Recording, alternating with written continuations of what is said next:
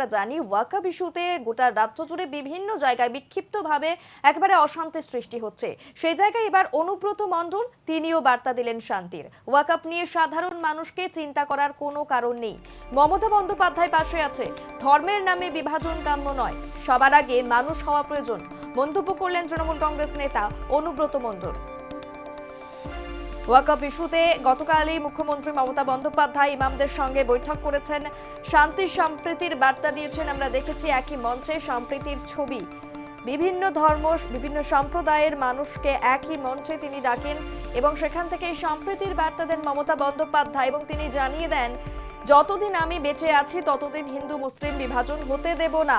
এবং ইমামদের উদ্দেশ্যে তিনি পরামর্শ দেন, আপনারা দিল্লিতে গিয়ে আন্দোলন করুন।